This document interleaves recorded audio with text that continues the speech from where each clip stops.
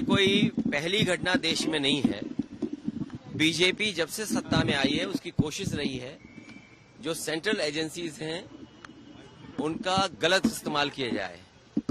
Deputy CM Manish Sisodia लगातार वहां की शिक्षा व्यवस्था को बेहतर करने में लगातार काम कर रहे थे और उन्होंने देश के सामने एक मॉडल दिया है।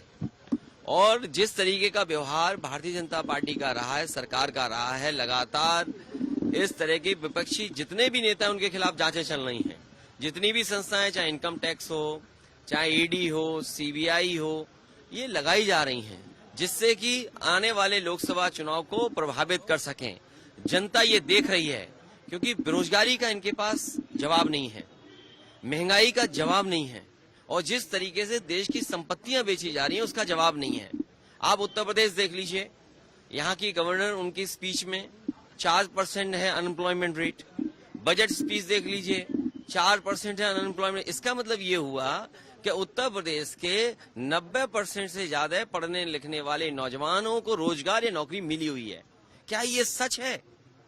चरम सीमा पर महंगाई। आप सिलेंडर की कीमत देख लीजिए, दूध की कीमत देख लीजिए, आप दालों की कीमत देख लीजिए, आज जो आटा बिका उसकी कीमत देख लीजिए, घी की कीमत देख लीजिए, हर जरूरत चीज महंगी हो गई है। तो इसका जवाब जब भारतीय जनता पार्टी के पास नहीं है और जिसको भारतीय जनता पार्टी ने बनाया, दुनिया में पहचान दिलाने के लिए नंबर 2 तक पहुंच गए, आज 20 लाख करोड़ के घाटे में चला गया हो इंसान, इसका क्या जवाब है? अगर 20 लाख करोड़ की वैल्यूएशन गई है तो एलआईसी जैसी संस्था का पैसा डूब गया, आपके स्टेट बैंक ऑफ इंडिया का पैसा डूब गया।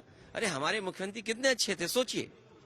यहाँ पर बिजली विभाग का प्रोविडेंट फंड सरकारी कर्मचारियों का एक प्राइवेट कंपनी में इन्वेस्ट हो गया था, वो प्राइवेट कंपनी डूबी, हमारे मुख्यमंत्री जी ने वहां के अधिकारियों को जेल भेज दिया, कंपनी के लोगों को जेल भेज दिया।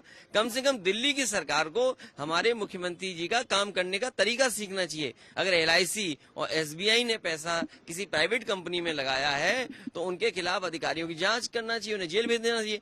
जेल वो नहीं जा रहे हैं, जेल वो जा रहे हैं जो सुधार कर रहे हैं। और फिर बीजेपी को ये बताना चाहिए कि मित्र की पहचान बुरे दिन में ही होती है। मित्र के साथ वो खड़े हैं कि नहीं खड़े हैं।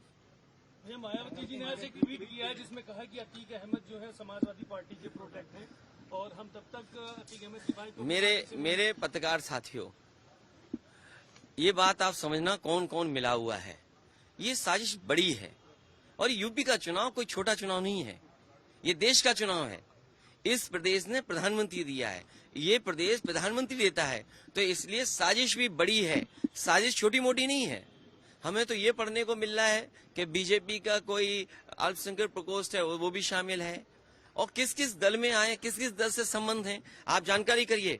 जब उत्तर प्रदेश में एक बाई इलेक्शन था जिसका नाम लिया जा रहा है, उसके भाई को पुलिस कहां पर बैठाई हुई थी, बनारस में।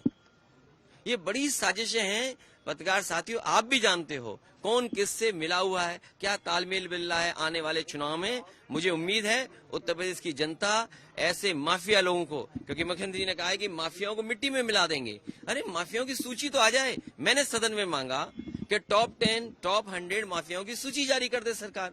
सरकार पीछे क्यों हट रही है? सरकार सूची जारी करे 100 माफियाओं की या 10 माफियाओं की। टॉप 10 माफिया, टॉप 100 माफियाओं की सूची जारी भारतीय जनता पार्टी को करना चाहिए। सुरक्षा मांगने के लिए मांग रही है? नहीं, स्वाभाविक है, सरकार से सुरक्षा देनी चाहिए सरकार को। और अगर कोई गनर लेकर के किसी की जान चली जाए तो सोचो कितनी बड़ी सुरक्षा और चाहिए होगी। गनर हो किसी के पास, 2 गनर हो, उसके बाद जान चली जाए, अधिवक्ता हो, तो सोचिए सुरक्षा की कितनी जरूरत है।